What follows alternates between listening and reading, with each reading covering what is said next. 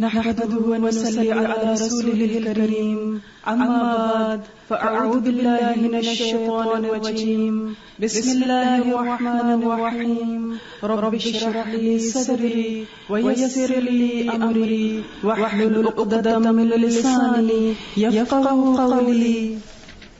رسول اللہ صلی اللہ علیہ وسلم نے فرمایا کہ جو لوگ اللہ کے گھروں میں سے کسی گھر میں جمع ہو کر اللہ کی کتاب کی تلاوت کرتے ہیں، آپس میں اس کو پڑھتے پڑھاتے ہیں، تو ان پر اللہ کی طرف سے سکینت نازل ہوتی ہے، رحمت انہیں ڈھانپ لیتی ہے، فرشتے انہیں گھیر لیتے ہیں، اور اللہ تعالیٰ اپنے پاس موجود فرشتوں میں ان کا ذکر فرماتے ہیں۔ تو قرآن پاک کی رحمتیں اور برکتیں ہیں پڑھنے والوں کے لیے بھی، پڑھانے والوں کے لیے بھی، اور جو بھی اس محفل میں شریک ہو ان سب پر اللہ کی رحمتیں اور برکتیں اترتی ہیں۔ جیسا کہ آپ سب جانتے ہیں کہ آج کی ہماری یہ تقریب الہدیٰ تعلیم الاسلام کورس کے 3rd بیچ کے تکمیل قرآن کی تقریب ہے۔ تھوڑا سا کورس کا انٹروڈکشن کرانا چاہوں گی۔ ہمارے اس تعلیم الاسلام کورس 3rd بیچ کا آغاز 11 دسمبر 2003 میں ہوا تھا۔ یہ 1.5 سالہ کورس ان خواتین اور ینگ گرلز کے لیے ڈیزائن کیا گیا ہے کہ جو اپنی مصروفیات کے ساتھ ساتھ کچھ کرنے کا عزم رکھتی ہیں، نہ صرف یہ کہ اپنی اصلاح بلکہ معاشرے کی اصلاح، معاشرے کا درد بھی رکھتی ہیں۔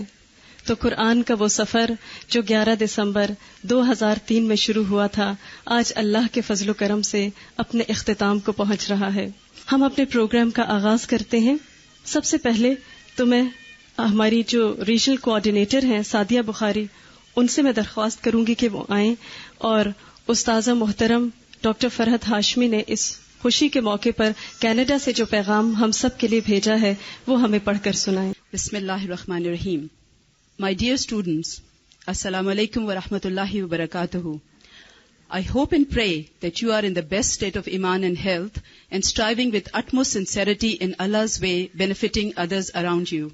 It is natural for all of us to be so involved in our work and everyday affair that we need constant reminders to perform the little sunnahs that are unconsciously overlooked. Keeping this in mind, I thought of sharing my feelings with you. True happiness comes from loving Allah, as is referred to in Surah Ma'idah, ayat 54. Allah will bring a people whom He will love, and they will love Him. Nothing is more amazing and wonderful that Allah loves them. The one who created them, provides for them, protects them, and in addition, He loves them. Loving our Prophet sallallahu alaihi wasallam and following his sunnah is the way to gain Allah's love and forgiveness. As mentioned in Surah Al Imran, ayat 31, say, if you do love Allah, follow me.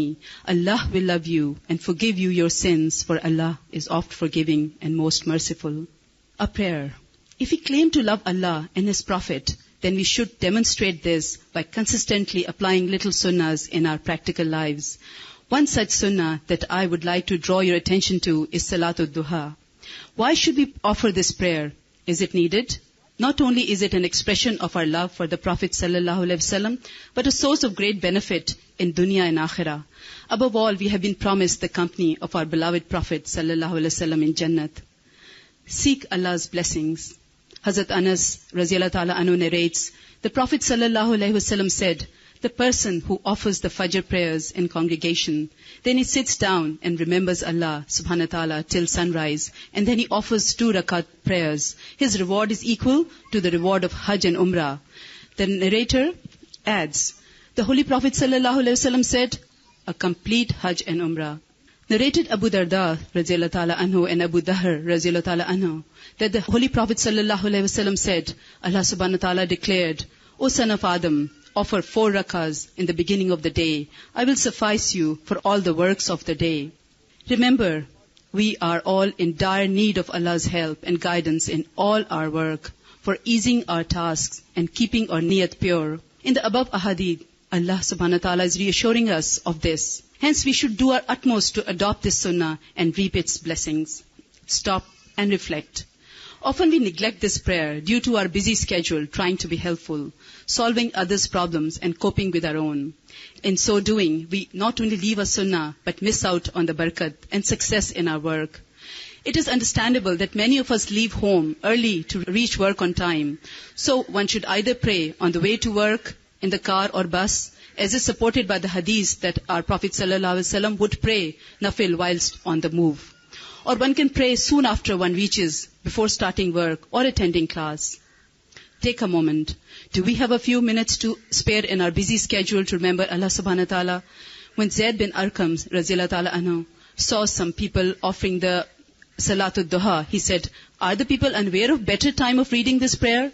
And this is the time about which the Holy Prophet sallallahu alaihi wasallam said, the time of the awabin prayers is the time when the feet of the camels, young ones, start to burn.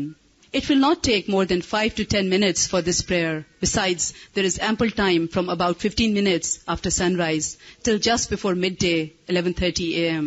We can surely spare a few minutes from our tea break. Is it too much to ask? Is it too big a sacrifice? May Allah subhanahu wa ta'ala bless us with istiqamat. Ameen. When will I begin doing so? Next week, tomorrow, or today? Wassalam, your loving Ustaza. Assalamu alaikum. آج ہماری کچھ طالبات آپ کے ساتھ اپنے احساسات share کریں گی کہ کورس کے دوران ان کی کیا فیلنگز تھیں، کیا جذبات تھے اور انہوں نے کیا پایا. جیسا کہ آپ سب کو پتا ہے کہ قرآن کے درست پڑھنے میں محنت کرنا ایک بہت ہی اجر اور ثواب کا باعث ہے. ایک حدیث میں بھی آتا ہے کہ رسول اللہ صلی اللہ علیہ وسلم نے فرمایا کہ جو شخص قرآن پڑھتا ہے اور وہ قرآن کریم پڑھنے میں ماہر ہے تو قیامت کے دن وہ بزرگ نیکوکار فرشتوں کے ساتھ ہوگا، اور جو قرآن اٹک اٹک کر پڑھتا ہے اور اس کے پڑھنے میں اسے مشقت ہوتی ہے اس کے لیے دگنا اجر ہے. متفق علیہ کی روایت ہے. اسی حوالے سے میں آپ کو اپنے کورس کے تجوید کے 0 پیریڈ کے بارے میں بتانا چاہوں گی. کورس کی ابتدا میں جب تجوید کی کلاس شروع کی گئی تو 2 ماہ بعد ہی یہ فیل ہوا کہ کچھ اسٹوڈنٹس ایسے ہیں کہ جن کو زیادہ توجہ کی ضرورت ہے. چونکہ ریگولر کلاس سے ٹائم نکالنا ممکن نہ تھا، لہٰذا ڈیسائیڈ کیا گیا کہ کلاس کے بعد ان کے لیے تجوید کا ایک 0 پیریڈ رکھا جائے اور اس میں بھرپور طریقے سے ان کو توجہ دی جائے. ہم اس کوشش میں کتنے کامیاب ہوئے اس کے بارے میں شاہدہ صدیقی بتائیں گی، جو تجوید کے 0 پیریڈ کی ایک اسٹوڈنٹ ہیں. شاہدہ ماشاءاللہ سے 55 ایئرس کی ہیں اور بہت ریگولرلی کورس کے ساتھ ساتھ اس پیریڈ کو بھی بہت ہی پابندی کے ساتھ اٹینڈ کرتی رہی ہیں. بسم اللہ الرحمن الرحیم. السلام علیکم ورحمۃ اللہ وبرکاتہ.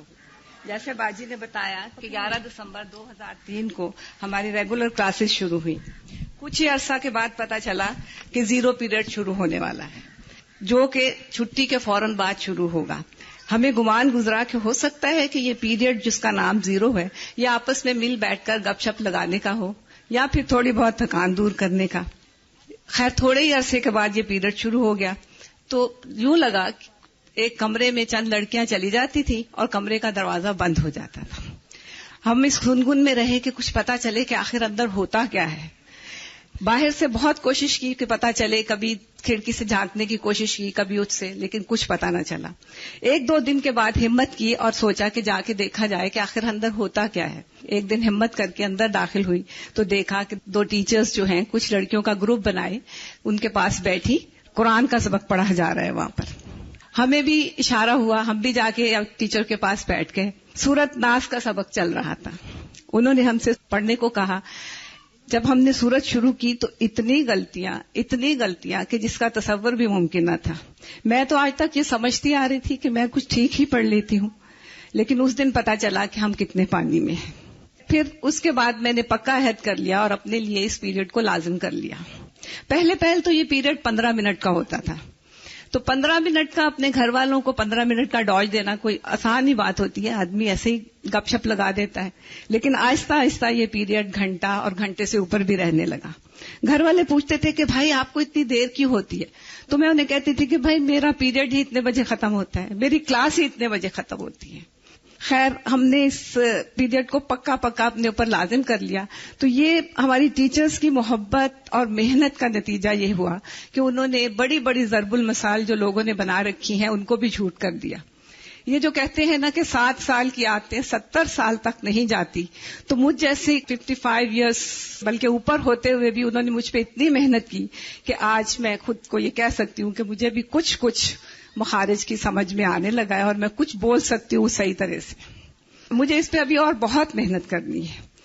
یہ پیریڈ جو ہے کسی کے اوپر لازمی نہیں تھا، کمپلسری نہیں تھا، لیکن یہ چونکہ چھٹی کے بعد شروع ہوا کرتا تھا، میرا جی چاہتا ہے کہ میں آپ لوگوں کو تھوڑا سا اس کی انٹروڈکشن بھی کرا دوں کہ اس میں جو کہ ہم لوگوں کے لیے لازمی بالکل نہ تھا، صرف وہ اسٹوڈنٹس جن کی تجوید کمزور تھی یا جو لوگ اپنی تجوید کو اچھا کرنا چاہتے ہیں ان کو اس میں آفر تھی کہ وہ آئیں.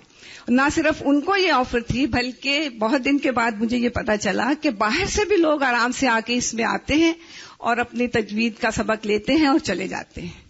یہ ایک بہت خوش آئین اور بہت زبردست قسم کی بات تھی. جو اسٹوڈنٹس یہاں آتے تھے روزانہ ریگولر، وہ اس کو بہت انجوائے کرتے تھے. میں خود اس پیریڈ کو بہت مجھے اچھا لگتا رہا.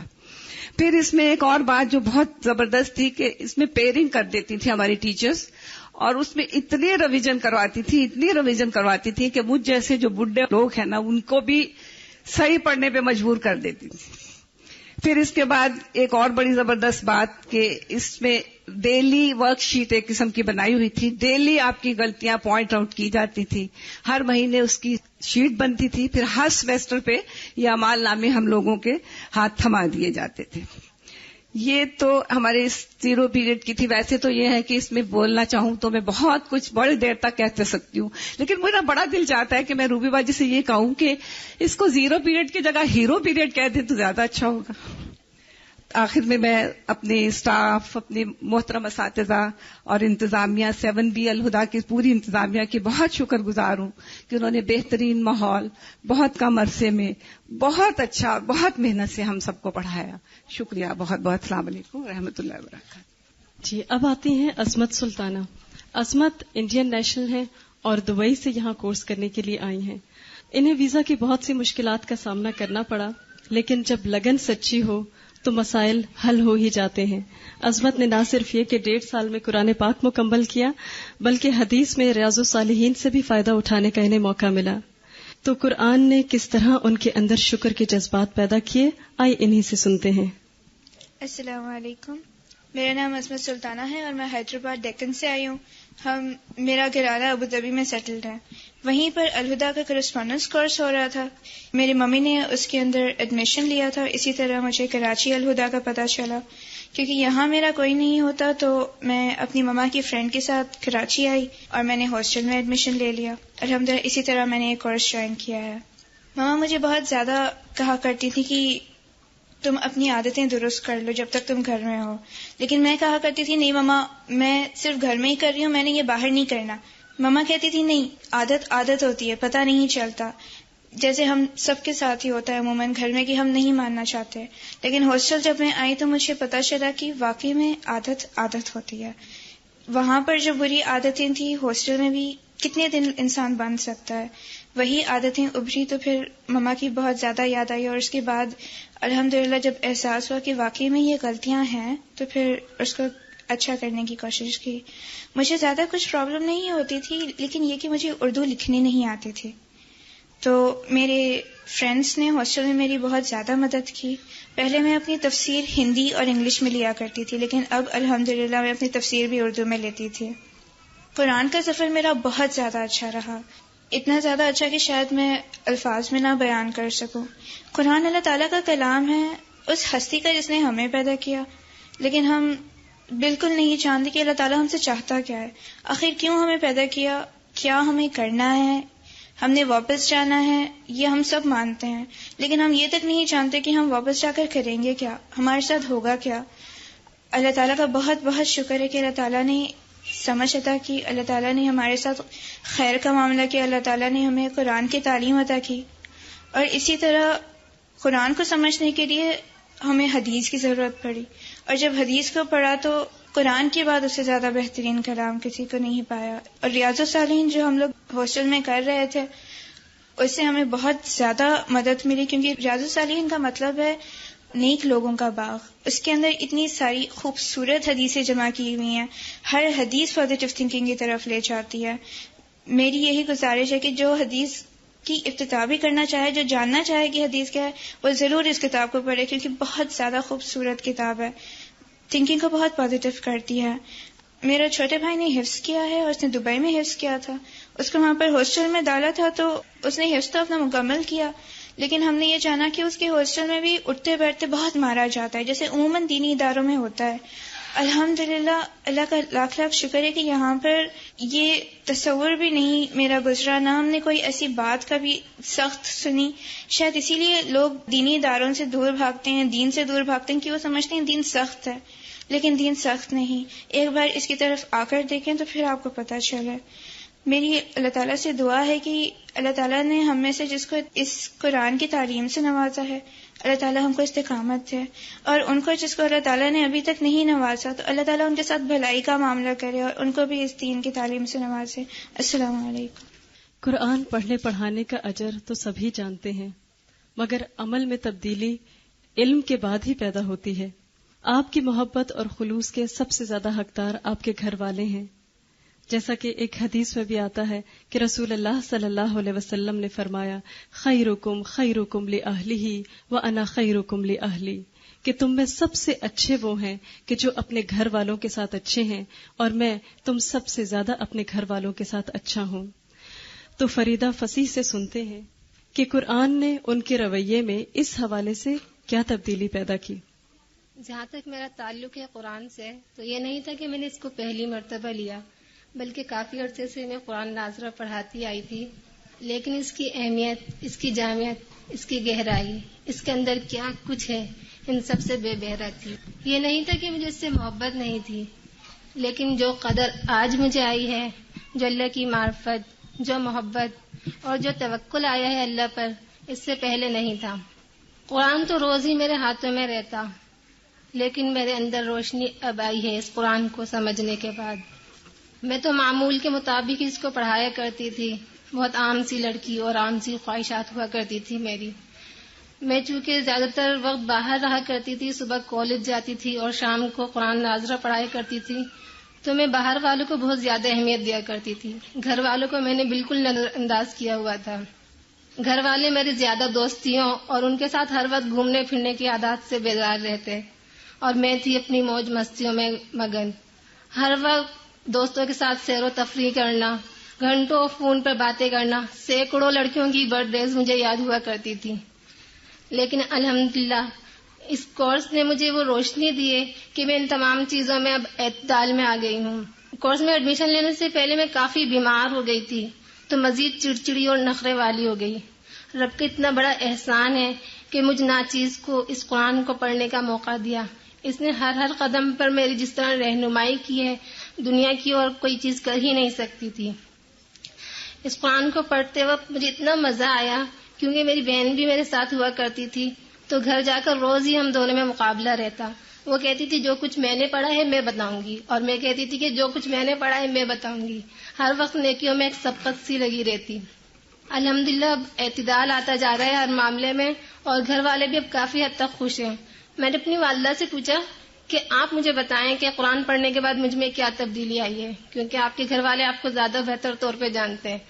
تو میری والدہ بتا رہی تھی کہ صبر بہت آ گیا ہے، نماز میں بھی بہتری آئی ہے، غصہ آتا ہے لیکن تمہیں فوراً احساس ہو جاتا ہے اور اس کا ازالہ بھی کرنے کی کوشش کرتی ہو. اور میری بہن بتا رہی تھی کہ پہلے گھر کے کاموں سے بالکل نابلد تھی، اب کام والی بن گئی ہو. الحمدللہ دل میں ایک سکون اور اطمینان ہے جو قرآن کے سوا کسی اور چیز سے حاصل ہو ہی نہیں سکتا. پہلے میں سب سے کہا کرتی تھی کہ قرآن پڑھا کرو، اب میں کہتی ہوں کہ قرآن ترجمے سے سمجھ کر پڑھیں. حساب عمر کا اتنا سا گوشوارہ ہے، قرآن زندگی سے نکال کر دیکھا تو سب خسارہ ہے. السلام علیکم. کہتے ہیں کہ جب تڑپ سچی ہو تو کوئی رکاوٹ نہیں رہتی، حتیٰ کہ زبان نہ جاننے کا مسئلہ جو ہے وہ بھی راہ نہیں روکتا. افغانستان سے تعلق رکھنے والی آسیہ عبدالباقی ہمیں بتائیں گی کہ انہوں نے یہ کورس کس طرح کیا. السلام علیکم ورحمۃ اللہ وبرکاتہ. میں افغانستان سے آئی ہوں، میرا مادری زبان فارسی ہے. تو جب مجھے الہدا کے بارے میں پتہ چلا تو مجھے بہت شوق ہوا کہ میں بھی یہاں داخلہ لوں. لیکن یہی مشکل تھی کہ ایک تو بالکل لکھنا نہیں آتا تھا اردو، اور دوسری بات یہ کہ بولنا بھی اتنا صحیح نہیں آتا تھا. تو میں نے کہا کہ یہاں جانے کے لیے تو یہ دونوں بہت زیادہ ضروری ہیں. تو میں نے کہا کس طرح میں کر لوں، لیکن یہ دونوں چیزیں بہت زیادہ ضروری کہ لکھنا تو ترجمہ کے لیے تو بہت زیادہ ضروری ہے، لیکن میرا شوق بہت زیادہ تھا اور اللہ تعالیٰ کی مدد بھی تھی. تو میں نے داخلہ لیا. اور کچھ مشکلات گھر میں بھی تھے کہ وہاں میں لڑکیوں کو سلائی سکھاتی تھی اور خود بھی کرتی تھی. تو میں یہی سوچتی تھی کہ میں کس طرح 8 گھنٹے یا 7 گھنٹے لگاؤں گی یہاں پہ، حالانکہ میرے پاس اتنا ٹائم بالکل نہیں تھا. لیکن میں نے داخلہ لیا کہ اللہ تعالیٰ ضرور مدد فرمائیں گے اس راستے میں. تو اور مشکلات تو ہر طرح سے ہوئی کہ لکھنا نہ آئے اور کچھ ٹیسٹ کی وجہ سے بھی. اور مجھے اتنا حیرت ہوتی تھی کہ ہمارے ٹیچر اس کو کس طرح چیک کرتے تھے کہ بالکل وہ نہ اردو ہوتی تھی نہ فارسی، دونوں مل کر میں لکھتی تھی کہ وہ لوگ کس طرح کرتے ہیں. لیکن اللہ تعالیٰ کا بہت زیادہ میں شکر گزار ہوں کہ انہوں نے اتنی زیادہ میری مدد کی. ان تمام کاموں کے باوجود، نہ پڑھنے نہ لکھنے کے باوجود، اللہ تعالیٰ نے بہت زیادہ میری مدد کی اس راستے میں.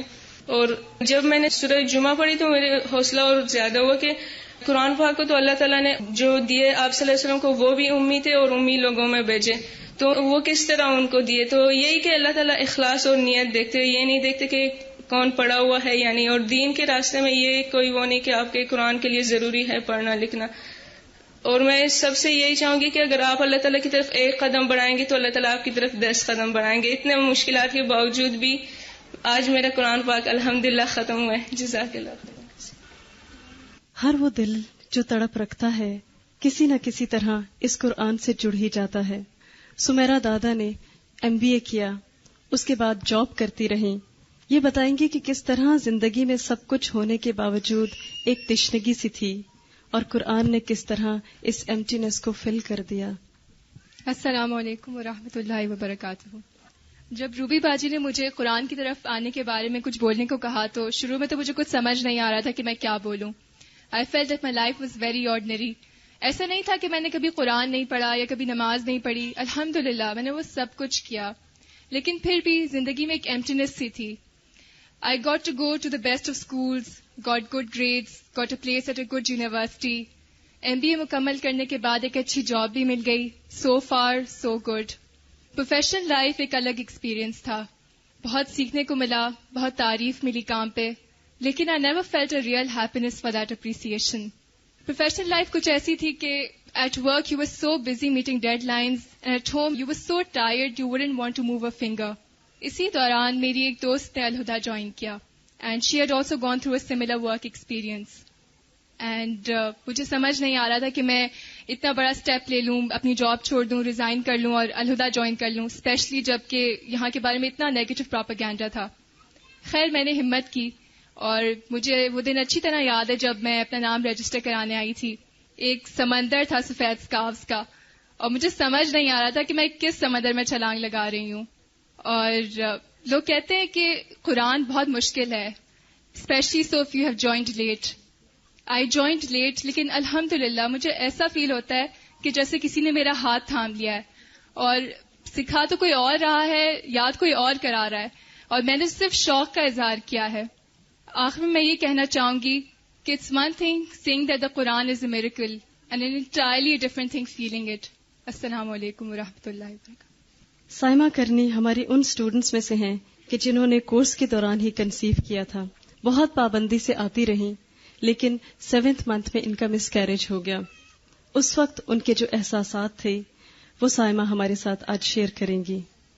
الحمدللہ آج ہم اللہ کا جتنا شکر ادا کریں کم ہے کہ اللہ تعالیٰ نے ہمیں ایسے سازگار حالات دیے کہ ہمارے لیے اس کورس کو پورا کرنا ممکن ہو سکا. تھوڑی بہت مشکلات تو سبھی کے ساتھ پیش آئی ہوں گی، میرے ساتھ بھی کچھ مشکلات پیش آئیں. کورس کے دوران میں پریگننٹ ہو گئی تھی. طبیعت کی خرابی اور تھکان کی وجہ سے ایسا لگ رہا تھا کہ قرآن کی آیات کا کوئی اثر نہیں ہو رہا. ایک روبوٹ کی طرح آتی ہوں، تفسیر سنتی ہوں اور چلی جاتی ہوں. اس وجہ سے میں کچھ پریشان بھی تھی کہ کورس ختم ہونے والا ہے اور میرا حال ویسا کہ ویسا ہی ہے. لگتا تھا سب کچھ اوپر سے گزر رہا ہے. اسی طرح دن گزرتے رہے. میرا 7واں مہینہ شروع ہو گیا. کچھ عرصے سے مجھے محسوس ہو رہا تھا جیسے سب کچھ ٹھیک نہیں ہے. میرے ہسبینڈ مجھ سے کہتے کہ تمہیں اپنی فکر نہیں ہے اور تم بس کلاس میں جانے کی فکر کرتی رہتی ہو. تو میں نے ان سے کہا دیکھیں میں اللہ کے لیے جا رہی ہوں اور مجھے یقین ہے کہ اللہ تعالیٰ میری حفاظت کریں گے اور اگر کچھ ہونا قسمت میں لکھا ہی ہے تو ہم اسے ہونے سے روک نہیں سکتے. یہ سن کر وہ خاموش ہو گئے. خیر جس دن سورۃ الرحمن کی تفسیر چل رہی تھی میں بڑی بددلی سے اٹھ کے الٹرا ساؤنڈ کے لیے گئی تو مجھے پتا چلا کہ بیبی کی ڈیتھ ہو گئی ہے. اس کے بعد ایک ہفتہ بڑی ٹینشن میں گزرا. ان دنوں جو بات میں نے ریئلائز کی وہ یہ تھی کہ قرآن کا پڑھنا اور سننا کبھی ضائع نہیں جاتا. جیسے ہی ڈاکٹر نے مجھے بتایا کہ فیٹل ڈیتھ ہو گئی ہے, میرے منہ سے الحمدللہ نکلا. یہ سراسر اللہ کی توفیق تھی. بس اس کے بعد جیسے اللہ تعالیٰ نے مجھے صبر دے دیا, میں نے دل میں سوچ لیا کہ ان لمحات کا اجر ہاتھ سے نہیں گنواؤں گی. جتنی احادیث اس سے متعلق یاد تھیں سب ذہن میں آنے لگیں. لوگ میری ڈاکٹر کو بلیم کر رہے تھے کہ کیسی ڈاکٹر ہے جسے 2 ماہ تک نہ پتا چلا کہ بچہ ڈیڈ ہو چکا ہے. لیکن میں سوچ رہی تھی کہ اللہ تعالیٰ نے سلیمان علیہ السلام کی وفات کو بھی تو ظاہر نہیں کیا تھا. اللہ تعالیٰ جب جس چیز کو ظاہر کرنا چاہتے ہیں وہ تبھی ظاہر ہوتی ہے. لوگوں نے مجھ سے کہا کہ تم تیار ہے نا, ڈپریشن تو تمہیں ضرور ہوگا. لیکن الحمدللہ میں بالکل ڈپریس نہیں ہوئی. جب میں نے وہ چھوٹا سا بچہ دیکھا تو مجھے اس پہ اتنا پیار آیا کہ یہی تو میرا اصل بچہ ہے جو قیامت کے دن میرے کام آئے گا. مجھے پوری امید ہے کہ میں تھوڑے ہی دن کے لیے اس سے جدا ہوئی ہوں. انشاءاللہ اللہ قیامت کے دن اسے مجھے واپس لوٹا دیں گے. میرے شوہر نے اور میں نے اس کا نام مصطفیٰ رکھا کیونکہ اللہ نے اس کو ہماری اولاد میں سے چن لیا اور اس کو اپنے پاس خاص حفاظت میں ہمارے لیے رکھ لیا. جب بھی شیطان میرے دل میں کوئی وسوسہ ڈالتا ہے اور مجھے ذرا سا بھی سینس آف لاس فیل ہوتا ہے تو میں اپنے آپ سے کہتی ہوں, سائمہ اگر اتنی سی آزمائش کے بدلے اللہ تعالیٰ جنت جیسی نعمت عطا کر دیں تو یہ تو بہت ہی سستا سودا ہے. میں کس بات پر ڈپریس ہوں؟ اللہ تعالیٰ نے مجھ پر اتنے کرم کیے. سب سے بڑا کرم تو اس کا مجھ پر یہ ہے کہ اس نے اپنی سب سے بڑی نعمت قرآن کی نعمت مجھے عطا کر دی, اور اس کے اوپر سے یہ کرم اور کر دیا کہ مجھے قیامت کے دن کے لیے بے اولاد نہیں چھوڑا. ایک اور بات جو میرے نزدیک بہت اہم ہے اور میں آپ سب سے شیئر کرنا چاہتی ہوں وہ یہ ہے کہ ان دنوں میری ٹیچرز اور میرے ساتھیوں نے مجھے فون کیا اور تسلی دی, اور سب نے مجھ سے کہا کہ ہر ایک آپ کے لیے دعائیں کر رہا ہے. یقین کریں اس بات نے مجھے اتنا حوصلہ دیا اور میری ہمت اتنی بڑھی کہ جو لوگ قرآن پڑھنے پڑھانے کے لیے گھر سے نکلے ہیں, فی سبیل اللہ ہیں, وہ میرے لیے دعائیں کر رہے ہیں. اور جن محفلوں کو فرشتے اپنے پروں سے ڈھانپے ہوئے ہیں ان میں میرے لیے دعا ہو رہی ہے. واقعی کچھ چیزیں ہم عام زندگی میں ان کو اہمیت نہیں دیتے, لیکن جب وقت پڑتا ہے تو ان کی اہمیت واضح ہوتی ہے. میں ان سب لوگوں سے جو اب تک ایسی محفلوں میں آنے سے محروم ہیں, ان سب سے میں یہ کہوں گی کہ کچھ نہیں تو صرف یہی سوچ کر آ جائیں کہ یہاں آنے سے یہاں کے اٹھنے بیٹھنے والوں کی ان کو دعائیں حاصل ہوں گی. اور یہ چھوٹی بات نہیں ہے, یہ بڑی سعادت اور بڑی خوش نصیبی کی بات ہے. مجھے پورا یقین ہے کہ انہی دعاؤں اور اسی مجلس کی برکت سے اللہ تعالیٰ نے میری حفاظت کی, اور 2 ماہ تک میں ایک ڈیڈ بیبی لے کے گھومتی رہی لیکن مجھے کوئی نقصان نہیں پہنچا. السلام علیکم ورحمۃ اللہ وبرکاتہ. اللہ تعالیٰ جس سے بھلائی کا ارادہ رکھتے ہیں اسے دین کی سمجھ دے دیتے ہیں. سعدیہ سعید ہمارے انگلش گروپ کی اسٹوڈنٹ ہیں. سعدیہ اور ان کی ٹیم نے کورس کے دوران ہی بچوں کی کلاس شروع کر دی تھی جو اسی پریمیسز پہ ہوتی ہے اور 5 days a week پر مشتمل ہے. سعدیہ بتائیں گی کہ انہیں یہ ایکسپیرینس کیسا لگا. السلام علیکم ورحمۃ اللہ وبرکاتہ. My name is Sadia Saeed and I did this course in English. I had no idea what I would be doing, standing up doing this course. My mom did the course in the first batch and she used to tell me, do this and it's good. But I never paid attention and I used to feel I won't be able to fill the requirements Islam told us to fulfill. So I just, took a step back, never came up. But it was amazing how Allah subhanahu wa ta'ala guided me. Night before my university aptitude test, I was feeling very miserable and I don't know, I can't describe that feeling, but the feeling was not good. And for the first time in my life, I prayed from the core of my heart for true guidance. And the next day, instead of going for an aptitude test, I was going to get myself enrolled into a Towards the Light course. And after 2 days of a lot of inspiration and a lot of guidance from Allah subhanahu wa ta'ala, I joined up this course having no idea what I would be putting my step in. My first day in the course, my first day at Al-Huda was amazing, and the love, the care, the sincerity I felt was as if people truly cared about me, and I was no longer a stranger there. And I wanted to know now more than ever what made these people so. The Quran is an amazing ilm, and every verse feels as if Allah subhanahu wa ta'ala is directly talking to me, and that's how I felt. But the verses which really struck me were the ones about the nature, and then in the end Allah subhanahu wa ta'ala asks us to ponder on them, to think about them. And such verses made me ponder and think, and that pondering brought me near to Allah subhanahu wa ta'ala in a manner no other. And even now I'm still trying to come closer to Him, love Him more, and follow the likes of Hazrat Abu Bakr, Hazrat Umar, Khalid bin Walid, for whom in the Holy Quran it is said, Radiyallahu anhum wa radu an.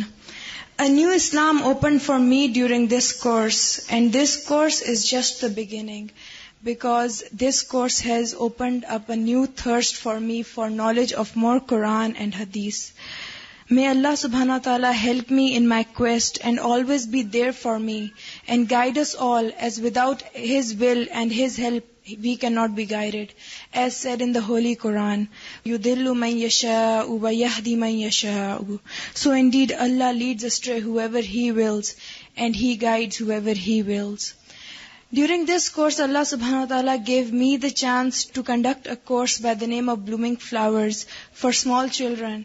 I had no experience at all, and I was very nervous, but trusting Allah subhanahu wa ta'ala and seeing the trust my teachers had in me, I took up this huge step, and alhamdulillah, now 2 months later, I feel as if this has been the best experience in my life. Because the things I learned by teaching these kids was how amal, your deeds, can be perfected. Because the kids can be very innocent and very straightforward. They say everything to your face. So it helped me a lot. Also, I would like to thank my team who through Allah subhanahu wa ta'ala's will I met, and without whom I don't think I would have been able to conduct this course nor do any of the things which I am doing. I'm describing my life before and after this course. I found a poem, and I think this truly describes my feeling. And I'm learning to shut up and paddle in the strangest places. And I'm beginning to enjoy the view and the cool breeze on my face with my delightful constant companion, Almighty Allah. And when I'm sure I just can't do any more, He just smiles and says, paddle. Assalamu alaikum wa rahmatullahi wa barakatuh. قرآن کا علم حاصل کرنے میں عمر کی زیادتی، کام کی زیادتی یا لوگوں کی مخالفت آڑ نہیں بنتی. عائشہ داؤد ماشاءاللہ 60 ایئرز کی ہیں اور ان کی پہلی ٹرم میں ایک بھی چھٹی نہیں ہے. آئیے سنتے ہیں یہ ہم سے کیا کہتے ہیں. السلام علیکم ورحمۃ اللہ وبرکاتہ. میرا نام عائشہ داؤد ہے. میری عمر 68 ایئرز ہے. چل چلاؤ کا وقت ہے. بس اللہ تعالیٰ رحم فرمائے. قرآن فہمی کا شوق بہت پہلے سے تھا. کریم آباد میں رہتے تھے, وہاں درس وغیرہ ہوتے تھے اور میں وہاں قرآن سیکھنے بھی جایا کرتی تھی. مگر اس طرح سے جو قرآن ہمیں یہاں سکھایا گیا, یاد کروانا, اپنا اتنا گہرا فہم ملا, تجویز بھی ساتھ ساتھ, اور اتنی محنت سے اتنی اچھی طرح سے سکھایا گیا, ایسا موقع کبھی نہیں ملا تھا. ڈیفینس میں کلاسز شروع ہوئیں تو مجھے ڈاکٹر شیلا جو میری پڑوسن تھیں اپنے ساتھ مجھے لے آئیں. شروع میں لسنرز کے طور پر آتی رہی, سبق سنانا چاہتی تھی. اپنے انچارج سے کہا کہ میں بھی سبق سنانا چاہتی ہوں, تو انہوں نے مجھے کہا کہ آپ صبح آئیں. صبح آنا میرے لیے بہت ہی مسئلہ تھا. بڑی مشکل سے اپنے شوہر کو راضی کیا. سب ناشتہ وغیرہ تیار کر کے رکھ آتی تھی کہ آپ جب اٹھیں گے تو آرام سے مائکرو میں گرم کر لیں اور مجھے جانے دیں. اللہ کا کرم ہے کہ وہ راضی ہو گئے. اس طرح میں تیسرے پارے کے ٹیسٹ والے دن گروپ 3 میں شامل ہوئی. شروع میں مجھے بہت ہی گھبراہٹ ہوتی تھی. سب چھوٹی چھوٹی بچیاں تھیں اور ماشاءاللہ سبق بہت تیزی سے سنا دیتی تھیں. میں ذرا سا رک کر اور ٹھہر کر سناتی تھی, مگر میری پوری کوشش ہوتی تھی کہ جس طرح سے یہ بچیاں سناتی ہیں میں اسی طرح سنا سکوں. گرامر وغیرہ بھی مشکل تھی تو یہ بچیاں مجھے اتنی اچھی طرح سے سمجھا دیتی تھیں. میرا گروپ بہت ہی اچھا گروپ ماشاءاللہ تھا. ہم نے علوم الحدیث میں صحیح ترین سند کو سلسلۃ الذہب کا گولڈن چین کا نام پڑھا تھا, تو میں نے بھی اپنے گروپ کا نام گولڈن گروپ رکھا. کرسیوں پر بیٹھنے والی ساتھیوں میں خاص طور پر نیلوفر ٹیسٹ سے پہلے اتنی اچھے سے نوٹس بنا کر مجھے دیتی، فوٹو کاپی کروا کر مجھے گھر تک پہنچا جاتی، جیسے اللہ تعالیٰ نے میری مدد کے لیے فرشتے بھیجے ہوں. کبھی ٹیکسی نہ آئے اور میں باہر نکلوں تو کوئی بھی گروپ کی بچی گاڑی میں فوراً مجھے بٹھا لے کہ چلیں آنٹی میں آپ کو چھوڑ دیتی ہوں. تجویز والی کلاس میں عصمت آرا کی تجویز بہت اچھی تھی. شروع میں 6 مہینے 0 پیریڈ بھی میں نے اٹینڈ کیا تھا. اس میں وہ بچی مجھے بہت محنت سے ہا اور آئین کے لیے مجھے پریکٹس کرواتی، پہلے سبق اچھی طرح سے یاد کرواتی اور پھر مجھے بھیجتی کہ آپ کی لال لائن نہ آئے. اس طرح سے سعدیہ یعقوب اور سارا یعقوب ان دونوں بہنوں نے بھی میرے ساتھ بہت محنت کی، کیونکہ نوٹس لکھنے میں تفسیر لکھنے میں میرے پورا نہیں ہوتا تھا، کافی چھوٹ جاتا تھا اور لکھتے لکھتے میرے ہاتھ سن ہو جاتے. اس طرح سے اللہ تعالیٰ نے اتنی مدد کی، وہ سعدیہ مجھے فوٹو کاپی کروا کے دے جاتی کہ آنٹی یہ لیں آپ نوٹس سارے. میں اللہ کا جتنا شکر ادا کروں وہ کم ہے. ان لوگوں کی محنت کی وجہ سے میں یہ کورس کر پائی. اللہ تعالیٰ سے دعا کروں گی کہ اللہ ان سب کو جزائے خیر دے. میرے شوہر کی بیماری کی وجہ سے گھر اور باہر کی ذمہ داری مجھ پر بہت زیادہ تھی. میرے شوہر کو پچھلے سال پارکنسن کا اٹیک ہوا تھا، ہاتھ بالکل اٹھتا ہی نہ تھا، بخار، اور اس کی وجہ سے بالکل پلنگ پر تھے. پورا 1 مہینہ ایسی طبیعت رہی. وہ خود بھی رو رو کر دعائیں کرتے تھے اور میں بھی اللہ تعالیٰ سے دعا کرتی تھی. اللہ تعالیٰ نے معجزانہ طور پر ان کو شفا بخشی، ورنہ میرا اس طرح سے آنا بالکل ممکن نہ تھا، کیونکہ مجھے ان کے پاس سے ہٹنا ہی ممکن نہ تھا، تو میں کس طرح سے آتی. اللہ تعالیٰ کا جتنا شکر ادا کروں کم ہے. میں بھی خود بلڈ پریشر، شوگر، السر، بواسیر، گلوکوما کی مریض ہوں. میری آنکھ کی دوائی ڈاکٹر مجھے کہے گا کہ بی بی آپ کھانا کھانے بھول جائیے گا مگر دوائی ڈالنے نہ بھولے. بس یہ اللہ کا ہی کرم ہے. اور میں کیا کہوں، کھانا پکانے کی ذمہ داری بھی مجھ پر ہے. 2 لڑکیاں میرے ساتھ آتی ہیں میری کلاس میں آنے کے بعد، وہ میرے سے مدد کرتی ہیں صفائی میں، استری میں، سبزیاں وغیرہ کاٹنے میں. کھانے میں ہماری گرم گرم روٹی، سبزی، شوربہ اور چاول، یہ 4 چیزیں ہونا ضروری ہیں. کام بچیاں بہت اچھی طرح سے میری مدد کرتی ہیں اور پھر میرے پاس 1 گھنٹہ بیٹھ کے پڑھتی ہیں. آج بھی آئی ہوئی ہیں میرے ساتھ کہ باجی ہم آپ کے ساتھ چلیں گے. رات کا کھانا تو بالکل ہلکا ہی ہوتا ہے. مغرب کے بعد میں اپنی پڑھائی کرتی تھی اور 11 بجے کے بعد بالکل میرا جاگنا ممکن نہیں ہوتا تھا. گھر میں اگر کوئی مہمان آئے تو میرے شوہر سب سے پہلے ان سے کہتے ہیں کہ صبح 7:30 بجے جاتی ہے اور 2:45 بجے آتی ہے. اس بڑھیا کی بڑھاپے میں مت ماری گئی ہے. میڈم کی اسٹوڈنٹ بنی ہیں، PhD کر رہی ہیں، کیونکہ قرآن سارے 2-3 ادھر ادھر پھیلے ہوتے تھے. کبھی کون سا ترجمہ دیکھتی تھی کوئی مس بہت ہو جاتا تھا تو وہ پڑھے ہوتے تھے تو وہ کہتے تھے PhD کر رہی ہیں، مگر دل سے بہت اپریشیٹ کرتے تھے. دعاؤں کا ٹیسٹ وغیرہ ہو تو ساری دعائیں میری سنتے تھے، کیونکہ ان کی عربک بہت اچھی ہے. شاید ان کا یہ مزاح ہی میری بخشش کا ذریعہ بن جائے. بچوں سے آخر میں کہنا چاہوں گی کہ شادی کے بعد بہت قربانی دینی ہوتی ہے، تب جا کر کچھ ملتا ہے. میں شادی کر کے جب اپنے گھر میں آئی تو میرے گھر باورچی تھا، مگر ہمارے آنے کے بعد اس کی چھٹی کر دی گئی. ماں کی بہت زیادہ عزت تھی ماشاءاللہ. میری ساس کے 7 بیٹے تھے، سب کو بلا ناغہ آنا ہوتا تھا. صبح کوئی آ رہا ہے، کوئی دوپہر آ رہا ہے، کوئی شام آ رہا ہے. سلام کرنے کی عادت تھی، اس پر بھی مذاق ہوتا تھا کہ سلام کرنے والی آ گئی ہے، مگر میں نے کبھی برا نہیں منایا. میری امی کی تربیت بھی بہت اچھی تھی.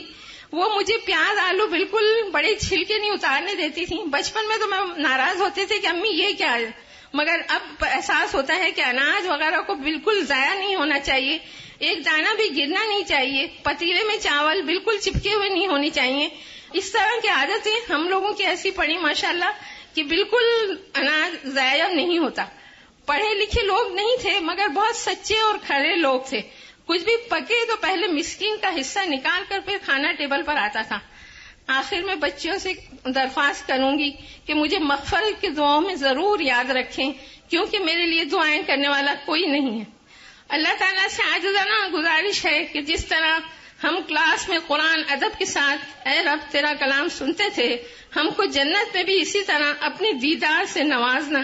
آمین ثم آمین.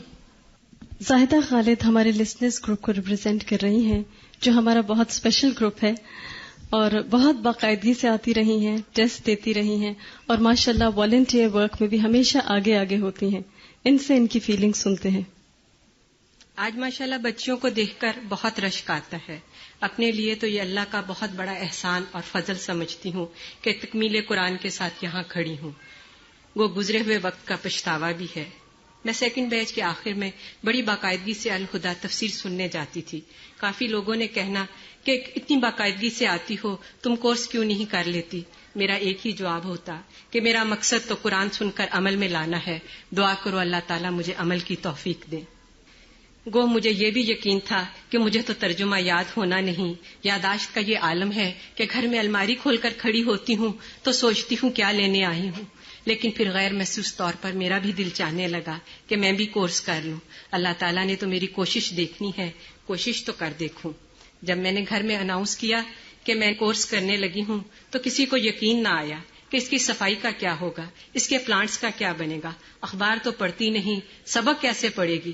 خالد مجھے کہنے لگے تمہیں پتا ہے کہ پڑھنے کے لیے پڑھنا بھی پڑتا ہے, کیونکہ جب بھی وہ مجھے اخبار پڑھنے کا کہتے کہ دنیا کی خبر رہتی ہے اخبار پڑھ لیا کرو, میں جواب دیتی ٹی وی پر سن لیتی ہوں. ٹیلی فون نے لکھنا بھی چھڑوا دیا تھا. اس لیے بہرحال گھر میں کافی ایکسائٹمنٹ تھی. چونکہ ٹائم کا مسئلہ تھا اس لیے میں نے اپنے تمام تر خدشات اور گھر والوں کے اس یقین کے ساتھ کہ چند ہفتوں کا شوق ہے پورا ہو جائے گا, تجوید اور تفسیر کے خیال سے ریگولر لسنر میں کورس جوائن کر لیا. الحمدللہ سبجیکٹس بھی گئے ہیں. وہ ابھی تک یقین نہیں آتا. یہ اللہ ہی کا احسان اور اس کی مدد ہے, اور یہ مدد کا وعدہ ہر ایک کے لیے ہے. ہمارا کام تو ربنا اللہ کہنا ہے, اس کے بعد ثم استقاموا, آسانیاں کرنا تو اس کا کام ہے. رہی بات ہمارے نٹس اینڈ بولٹس کی تو وہ عمر کے اس حصہ میں ڈھیلے ہو ہی جاتے ہیں. وہ زندگی کا حصہ ہے, انہیں ہماری کورس کی راہ میں رکاوٹ نہیں بننا چاہیے. زندگی کی دوڑ بھی تو ہم اسی کے ساتھ دوڑ رہے ہیں. اس لیے میری ان تمام بہنوں سے ریکویسٹ ہے جن کو یہ خدشہ ہے کہ ترجمہ یا لیسن یاد نہ ہوگا یا پھر ٹائم کا مسئلہ ہے تو پھر ایز اے ریگولر لسنر ضرور انرول کر لیں, اپنے آپ کو چانس دیں. اللہ تعالیٰ کی مدد اور آپ کی تھوڑی سی محنت اور کوشش سے اگلے تکمیل قرآن پر آپ بھی یہاں کھڑی ہوں گی. جہاں تک گھر والوں کے تعاون کا پوائنٹ ہے تو وہ بھی ہماری لگن اور ڈٹرمینیشن دیکھ کر الحمدللہ وقت کے ساتھ ساتھ بہت تعاون کرتے ہیں. یہ بات ہمیشہ یاد رکھنی چاہیے کہ کورس کر کے ہم ان پر احسان نہیں کر رہے بلکہ ان کے گھر کی دنیا بدل کر ہم ان سے مدد بھی چاہ رہے ہیں. اس لیے ہمیں صبر و تحمل کا رویہ رکھنا چاہیے, ان کی ضروریات کا خیال رکھیے. یقین مانیے جوں جوں کورس گزرتا ہے الحمدللہ ان کی مدد بھی بڑھتی ہے. اللہ تعالیٰ ان کو بھی اجر خیر عطا فرمائے. شروع میں تو میں خود بھی ان کی طرف سے بہت گلٹی فیل کرتی تھی, لیکن اس یقین کے ساتھ کہ اس میں ہی ہم سب کی بہتری ہے الحمدللہ جمی رہی. کورس کے سلسلہ میں کیا کہوں, چند اشعار میں سمرائز کرتی ہوں. بچپن میں ہم سب کی دعا ہوتی ہے, لب پہ آتی ہے دعا بن کے تمنا میری, زندگی شمع کی صورت ہو خدایا میری. لیکن جب میں نے کورس جوائن کیا تو اس احساس کے ساتھ کہ علم کی حد سے پرے بندہ مومن کے لیے لذت شوق بھی ہے, نعمت دیدار بھی ہے. جب ترجمہ لکھنا پڑا تو باطل سے دبنے والے اے آسماں نہیں ہم 100 بار کر چکا ہے تو امتحان ہمارا. مختلف رویوں سے سابقہ پڑا تو کیا غم ہے اگر ساری خدائی ہے مخالف, کافی ہے اگر ایک خدا میرے لیے ہے. دوران کورس جب لکھنے پڑھنے کی مشکل آئی تو تندیے باد مخالف سے نہ گھبرا اے عقاب, یہ تو چلتی ہے تجھے اونچا اڑانے کے لیے. اختتامی کورس پر تو یہ کیفیت ہے, دو عالم سے کرتی ہے بیگانہ دل کو, عجب چیز ہے لذت آشنائی.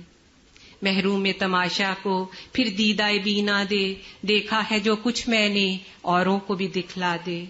آج مجھ سے کوئی کورس کے بارے میں پوچھے کہ کورس کیسا رہا تو میں یہی کہوں گی کہ ہوا کا ایک انتہائی خوشگوار جھونکا تھا جو پل بھر میں گزر گیا.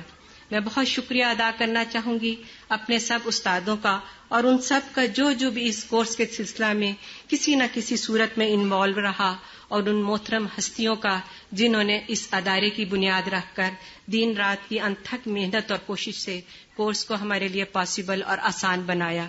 سبھی کے لیے بہت زیادہ دعائیں ہیں. اب تو ہر وقت یہی دعا ہے کہ اللہ تعالی ہمارے علم کو ہمارے عمل کا حصہ بنا دیں. اللہم وفقنا لما تحب و ترضی. السلام علیکم. السلام علیکم ورحمۃ اللہ وبرکاتہ. آپ سب کو میری طرف سے بہت بہت مبارکباد ہو اللہ تعالیٰ سب کی کوششوں کو قبول فرمائے. اس موقع پر وہ آیت آپ سب کو یاد ہوگی، قل بفضل اللہ وبرحمتہ فبذلک فلیفرحوا هو خیر مما یجمعون. اللہ کا فضل ہوا ہے آپ سب پر اور اس کی رحمت ہوئی ہے، اور جیسا کہ پہلے سپارے میں آتا ہے یختص برحمتہ من یشاء، وہ اپنی رحمت کے ساتھ جسے چاہتا ہے خاص کرتا ہے. اور من یرد اللہ بہ خیرا یفقہہ فی الدین، اللہ جس کے ساتھ بھلائی کا ارادہ کرتا ہے اس کو دین کی سمجھ دیتا ہے. تو اللہ کرے کہ آپ کا یہ سفر جو قرآن کے ساتھ شروع ہوا حقیقی معنوں میں آپ کے لیے اللہ کی رحمت کا سبب بنا ہو، اور حقیقی معنوں میں آپ دین کی سمجھ سے آشنا ہوئی ہوں، اور جو خزانہ اور جو نعمت اس وقت آپ کو ملی ہے وہ ہر اس نعمت سے بہتر ہے جو اس عرصے میں دوسرے لوگوں نے سمیٹی. وہ خیر مما یجمعون، یہ اللہ تعالیٰ کی طرف سے بشارت ہے آپ سب کے لیے. تو بات یہ ہے کہ جتنی بڑی نعمت ہوتی ہے اتنا ہی بڑا شکر بھی ادا کرنا چاہیے. لہذا آپ سب انشاءاللہ ختم قرآن کے بعد شکرانے کے نوافل ادا کریں اور اس کے ساتھ کچھ نہ کچھ صدقہ بھی کریں. لیکن بہترین شکر صرف نماز اور صدقے کی شکل میں نہیں بلکہ اس نعمت کو دوسروں کے ساتھ شیئر کر کے کر سکتے ہیں. اور آپ سب جانتے ہیں کہ اس سفر کو آج یہاں ہمیں ختم نہیں کرنا بلکہ اس کے صرف ایک حصے کو ہم نے پایا تکمیل تک پہنچایا ہے، جو کہ یقیناً ابھی پہلا حصہ ہے. یہ سفر تو زندگی بھر کا سفر ہے، اور انشاءاللہ العزیز نہ صرف یہ کہ مرتے دم تک اس کتاب کے ساتھ ہمارا ساتھ رہے گا، بلکہ ہماری نیت اور ارادے اور دعا بھی یہ ہونی چاہیے کہ اللہ تعالیٰ اس کتاب کو ہماری قبر کا ساتھی بھی بنا دے اور ہمارے لیے حشر کے دن سایہ بن جائے اور ہماری بخشش کا ذریعہ ہو. اور جتنا بھی ہم اس کتاب کا حق ادا کر سکیں اتنا ہی کم ہے، اور یہ حق اسی وقت ادا ہو سکتا ہے جب ہم نہ صرف یہ کہ خود اس پر عمل کرنے والے ہوں بلکہ اس پیغام کو آگے پہنچانے والے بھی ہوں. قرآن پاک میں اللہ تعالیٰ فرماتے ہیں الذین آتیناہم الکتاب، وہ لوگ جنہیں ہم نے کتاب دی، یتلونہ حق تلاوتہ، وہ اس کی تلاوت کرتے ہیں، اس کو پڑھتے ہیں جس طرح حق ہے اس کی تلاوت کا. تو اللہ نے کتاب تو آپ کو دے دی، اب یہ آپ کے اوپر ہے کہ آپ اس کا حق کس طرح ادا کریں گے. ابھی تک جو کچھ آپ نے پڑھا اس میں سے کتنا حق ادا کیا، اور آئندہ آپ اس کا حق کس طرح ادا کرتے رہیں گے. آپ کو ابھی تک جو کرنا تھا اس میں خاص طور پر دو چیزوں کی بہت اہمیت رہی، اور اس میں سب سے پہلے تو جیسے کہ آپ جانتے کہ قرآن پاک صحیح طور پر پڑھنا، اور اس میں نہ صرف یہ کہ ایک ایک لفظ بلکہ ایک ایک حرف کا حق، یعنی حروف کا حق، صحیح تجوید اور صحیح قرات. اور اگر اس میں کوئی کمی بیشی رہ گئی ہے تو اس سلسلے کو منقطع نہیں کرنا، اسے جاری رہنا چاہیے. اور جاری رکھنے میں عموماً بعض لوگ یہ سمجھتے ہیں کہ شاید وہ کچھ اور شارٹ کورسز تجوید کے کر لیں گے تو ان کی تجوید بہتر ہو جائے گی. یہ کام کرنے سے آتا ہے، اس کے لیے خود آپ کو مسلسل پریکٹس کرنی پڑے گی، خود ذاتی کوشش کرنی پڑے گی. یہ استاد کے کرانے سے نہیں آتا، یہ خود کرنے سے آتا ہے. جہاں تک استادوں کے کرانے کا تعلق تھا تو وہ اپنا حق ادا کر چکے، اپنا فرض پورا کر چکے. اب یہ ذمہ داری آپ پر ہے، اور اس کے لیے آپ سب کو پہلے بھی بتایا جا چکا ہے، اور امید ہے کہ اس بات کی یاد رکھیں گے کہ کسی بھی اچھے قاری کی قرات کو اگر مسلسل سنیں اور سن کر سنتے رہیں تو انشاءاللہ آپ بہت جلد اس لہجے کو اور ان مخارج کو پک کر لیں گے. اور اس کے ساتھ ہی کہ اپنی زبان سے بھی کچھ نکالیں، یہ اپنے منہ سے نکالیں، اپنے ان تمام ذرائع کو استعمال کریں. اور کوئی بھی کام اس وقت تک ہو نہیں سکتا جب تک کوئی کام آپ خود نہ کریں. کسی کے کراتے رہنے سے یا کسی کے کرنے سے آپ کا کام نہیں ہوگا. وَلَكُمْ مَا كَسَبْتُمْ، تمہارے لیے وہی ہے جو تم نے کوشش کی، جو تم نے کمائی کی، جو تم نے محنت کی. اور پھر حروف کے حق کے ساتھ الفاظ کا حق ہے، اور الفاظ کا حق کیا ہے کہ ایک ایک لفظ کا معنی آپ کو آنا چاہیے کہ قرآن کے ہر لفظ کا معنی کیا ہے. اور بغیر ترجمہ سامنے رکھے ڈائریکٹ عربی ٹیکسٹ اس طرح آپ کو سمجھ آنی چاہیے گویا آپ اپنی زبان میں کوئی کتاب پڑھ رہے ہیں. اگر ہم اردو میں پڑھ سکتے ہیں، اگر ہم انگریزی میں بغیر ترجمے کے پڑھ سکتے ہیں، تو ہم اللہ کی کتاب کو پورا کورس کرنے کے بعد بھی اگر ڈائریکٹ نہیں پڑھ سکتے تو ہم کیا کر رہے ہیں؟ پر گویا ہم نے حق ادا نہیں کیا. اور پھر اگلا درجہ جو ہے وہ اس پر غور و فکر کا ہے اور عمل کا ہے، جو کہ ساری زندگی انسان کے ساتھ چلتا ہے. اور یاد رکھیے کہ جب آپ اس کے ساتھ تعلق رکھتے ہیں، اس کو پڑھتے اور پڑھاتے رہتے ہیں، تو آپ اس چیز میں ترقی کرتے چلے جاتے ہیں. اور پھر یہ بھی یاد رکھیے کہ آپ میں سے بعض لوگوں کو وجہ مجبوری کچھ حصے چھوڑنے پڑے ہوں گے، کسی کو بیماری کی وجہ سے، کسی کو کسی سفر کی وجہ سے، بعض لوگوں نے اگر لیٹ جوائن کیا ہوگا تو اس کی وجہ سے کچھ چیز آپ چھوٹ گئی ہوگی. تو ہمارا تو پوری کتاب پر ایمان ہے، بعض حصوں پر نہیں، ساری کتاب کو ہمیں پڑھنا ہے. لہٰذا ایمانداری کے ساتھ وہ لوگ جو کسی بھی وجہ سے کتاب کے کچھ حصے کو بھی چھوڑے ہیں، وہ اس کو مکمل کریں. اور یہ کام کسی استاد کے کرانے یا کسی کے پیچھے لگنے کی نہیں، خود آپ اپنے آپ سے کروائیں. کہیں ایسا نہ ہو کہ افتؤمنون ببعض الکتاب وتکفرون ببعض، کہ تم کتاب کے بعض حصے کو تو مانتے ہو اور کتاب کے بعض حصے کا انکار کرتے ہو. نہیں، ہمیں پوری کی پوری کتاب کو لینا ہے، اور نہ صرف یہ کہ اس کو سمجھنے اور جاننے کی حد تک لینا ہے، بلکہ اس پر عمل کو، ایک ایک چیز کو اپنے فائدے کے لیے سمجھنا ہے. چاہے بظاہر کسی حکم کا اگر مقصد یا اس کی حکمت نہیں بھی سمجھ آتی، کیونکہ قرآن پر، اللہ کی کتاب پر، اللہ کے احکامات پر صرف بے وقوف لوگ یہ اعتراض کر سکتے ہیں. جیسے سیقول السفہاء من الناس ما ولاھم عن قبلتہم التی کانوا علیہا، تو اللہ تعالیٰ ایسے لوگوں کو بے وقوف کہتا ہے جو اللہ تعالیٰ کے احکامات پر اعتراض کرتے ہیں. لہٰذا اگر کوئی حکم ہمیں مشکل لگتا ہے یا سمجھ نہیں آتا، ہم اس پہ سوال تو کر سکتے ہیں مگر اعتراض نہیں. اور یہ ہے کہ یہ اللہ کی کتاب ہمارے لیے، اور اس پر ہمیں 100% ایمان لانا ہے. اور ایمان مکمل ہی تب ہوگا جب ہم اس کی تلاوت کا، اس کو سمجھنے کا پورا پورا حق دیں گے. جیسا کہ قرآن پاک کی آیت میں ہے، الذین آتیناہم الکتاب یتلونہ حق تلاوتہ اولئک یؤمنون بہ، اولئک یؤمنون بہ. کون ہے ایمان لانے والے اس پر؟ جو اس کی تلاوت کا، اس کے پڑھنے کا حق ادا کرتے ہیں. تو آج آپ میں سے یہاں بیٹھا ہوا ہر شخص اپنے آپ سے سوال کرے کہ کیا میں نے کتاب اللہ کی تلاوت کا حق ادا کیا ہے؟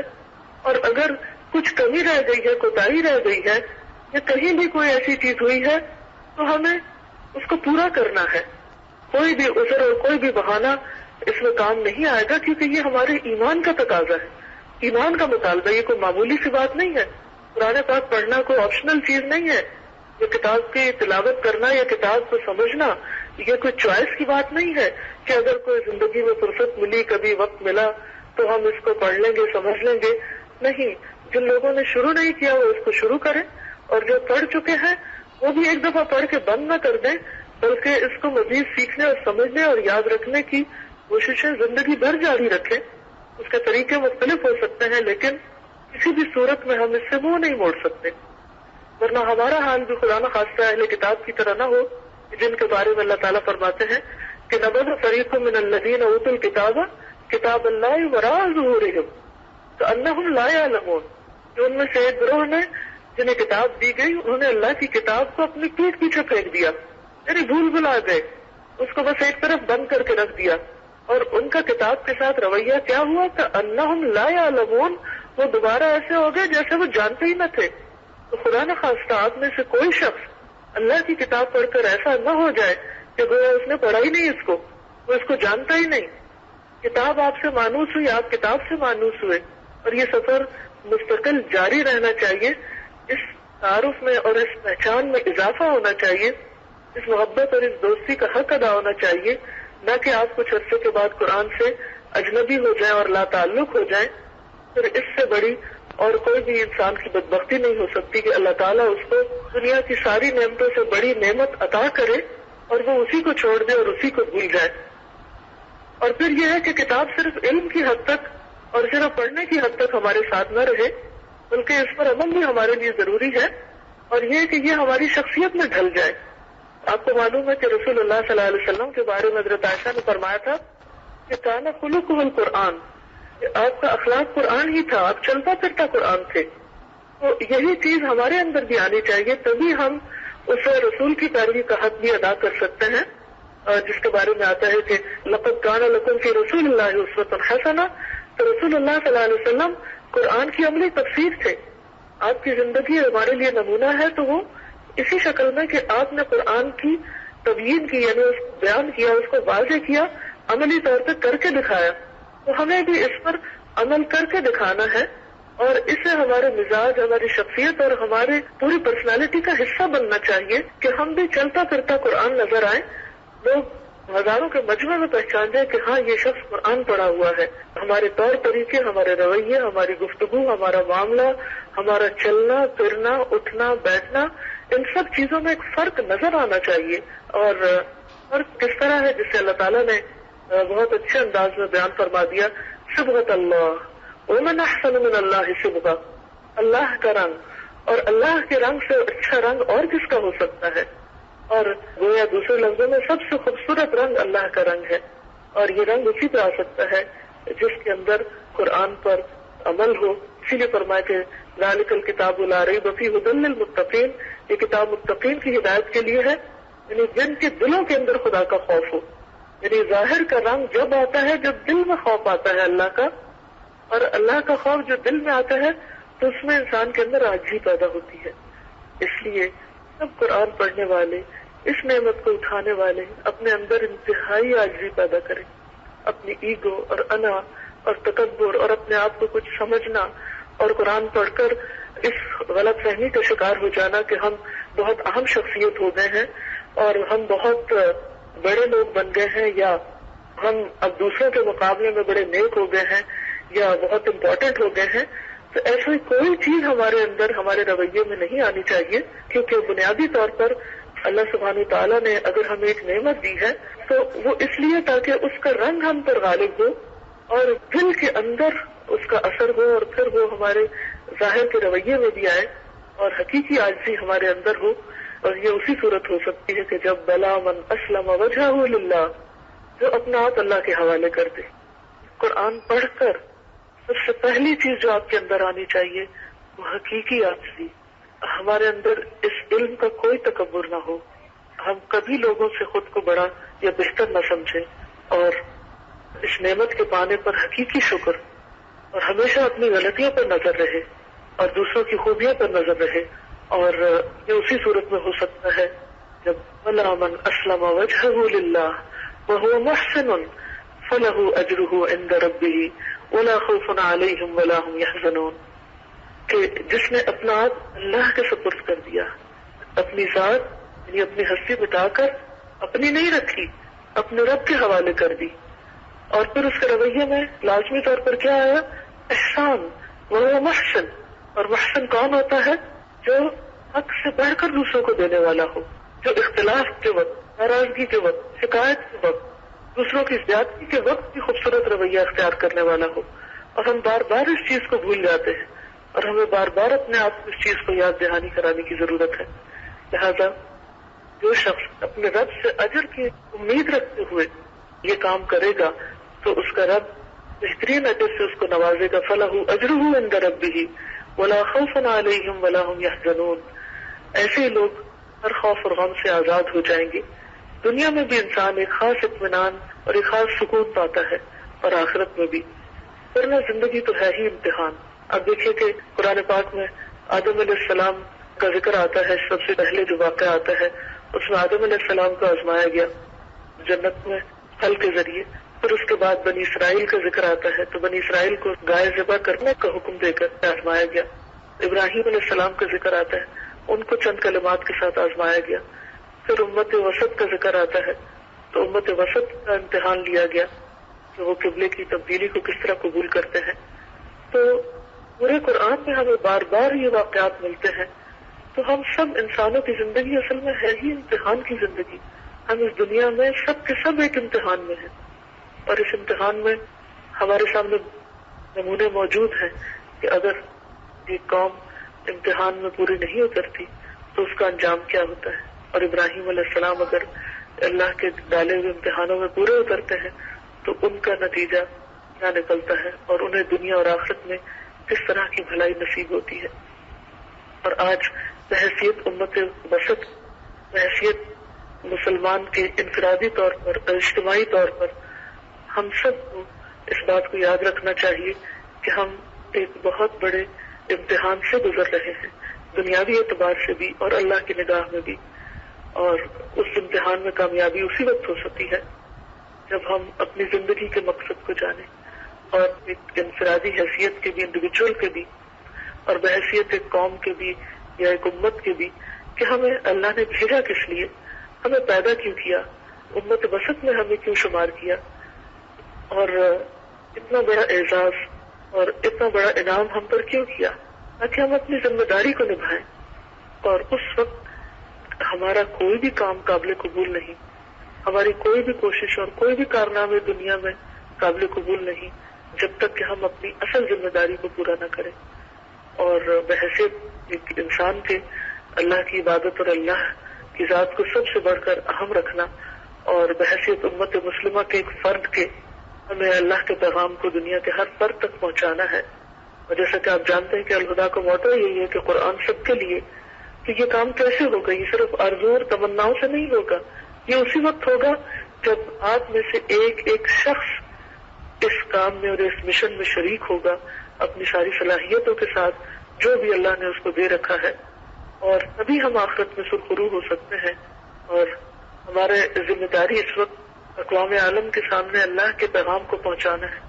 اور اگر ہم نے اس کام میں کوتاہی کی تو قیامت کے دن سخت پوچھ ہو سکتی ہے. ہم جو کچھ بھی کریں، ہمارا جو سینٹر آف لائف ہے یا ہمارا جو مقصد زندگی ہے وہ ایک ہی ہونا چاہیے کہ اللہ نے جو نعمت ہمیں دی ہے اس کے شکرانے کے طور پر اس نعمت کو ہم دوسروں کے ساتھ شیئر کریں، دوسروں کو بھی شریک کریں، ان خوشیوں میں انہیں بھی شامل کریں. اور پھر یہ ایک بہانہ بھی بنتا ہے اپنی اصلاح کا، کیونکہ انسان ایسا نہیں کر سکتا کہ صرف دوسروں کو اچھا کرنے کو بتائے، ساتھ ساتھ اس کی اپنی اصلاح بھی ہوتی چلی جاتی ہے. اس لیے میں واضح طور پر اپنی طالبات میں فرق دیکھتی ہوں، ان میں جو قرآن کے پیغام کو آگے پہنچانے میں کوشش کرتی ہیں اور وہ جو اس کو رکھ دیتی ہیں اور اس کو خود بھی پڑھنا بھول جاتی ہیں، وہ پلٹ کر ویسی ہو جاتی ہیں جیسے انہوں نے کبھی اس قرآن کو پڑھا ہی نہ تھا اور وہ جانتی نہ ہو. یہ دو مختلف رویے ہیں.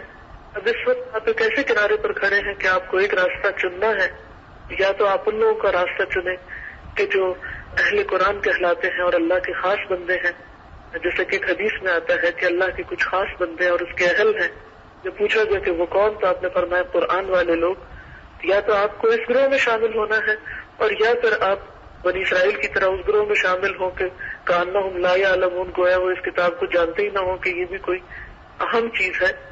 یہ اب ہمیں دیکھنا ہے کہ ہم اپنے آئندہ زندگی کے لیے کیا ہدف اور کیا مقصد رکھتے ہیں، اور دنیا کی آزمائشوں اور دنیا کے مختلف اٹریکشنز کے بیچ میں اپنے اس زندگی کا جو مرکز ہے یا ایک سینٹر آف لائف ہے اس چیز کو بناتے ہیں. اور جیسے اللہ تعالیٰ فرماتے ہیں وَلِكُلٍّ وِجْهَةٌ هُوَ مُوَلِّيهَا، ہر ایک کے لیے ایک نہ ایک مقصد زندگی ہے جس کی طرف وہ مڑتا ہے. ہر شخص کی زندگی میں ایک خاص سینٹرل پوائنٹ ہے.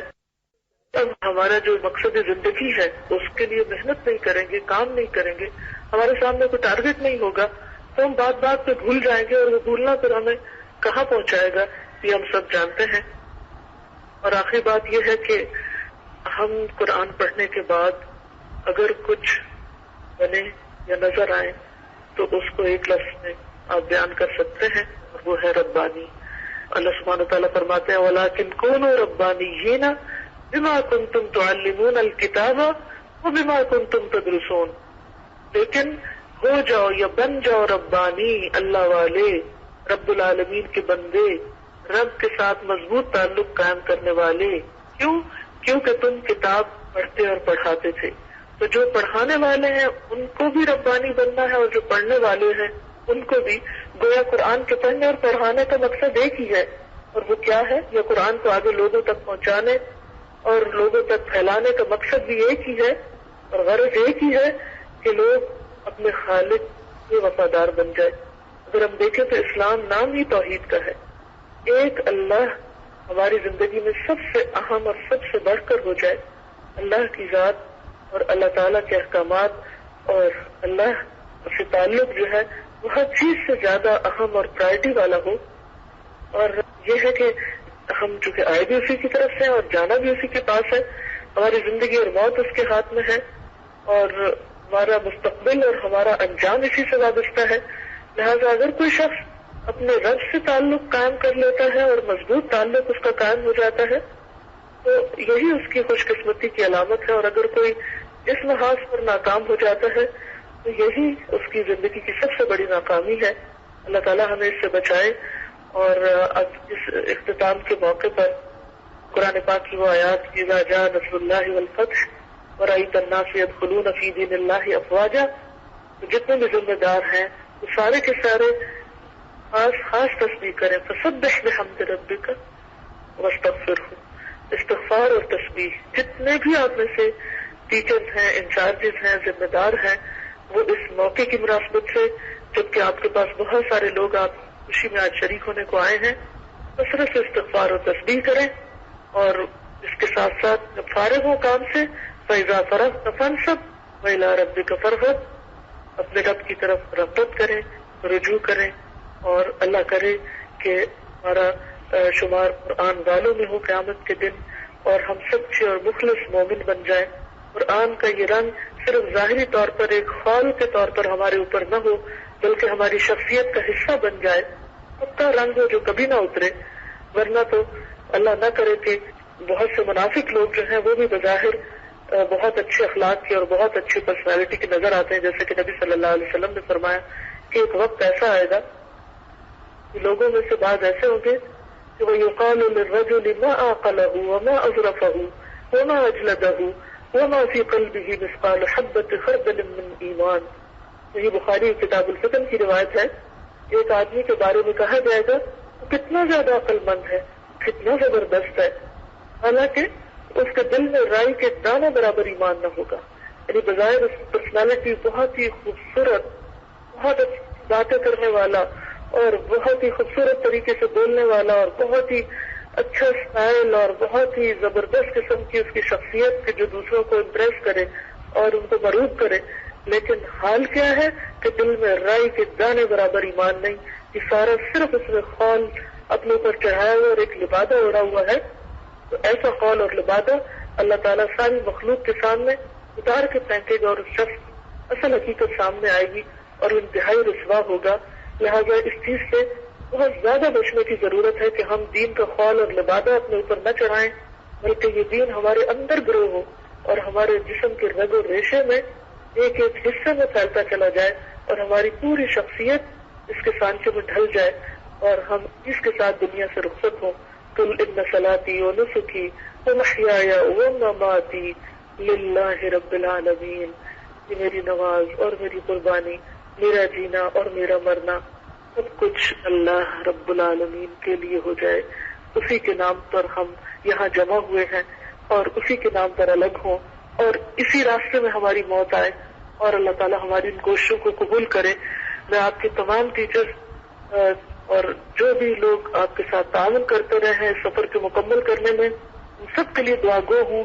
جتنے لوگ یہاں آج پہلی دفعہ آئے ہیں ان سب کو بھی ویلکم کرتی ہوں، خوش آمدید کہتی ہوں اور اللہ تعالیٰ سے دعا کرتی ہوں کہ اللہ تعالیٰ آپ سب کو بہترین اجر و ثواب سے نوازے اور یہ قرآن آپ کی زندگی میں، دنیا میں اور آخرت میں ہدایت، شفا اور اللہ کی رضا حاصل کرنے کا ذریعہ بن جائے.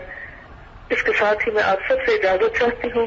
اللہ تعالیٰ ہم سب پر اپنی رحمت فرمائے، سب لوگوں کو بہترین جزائے خیر عطا فرمائے اور سب لوگ حفاظت سے اپنے گھروں کو لوٹیں اور اللہ تعالیٰ ہمارے ملک کو اپنے بہترین امن کا نمونہ بنائے اور دنیا میں بہترین عزت اور ترقی نصیب ہو، دن دگنی اور رات چگنی.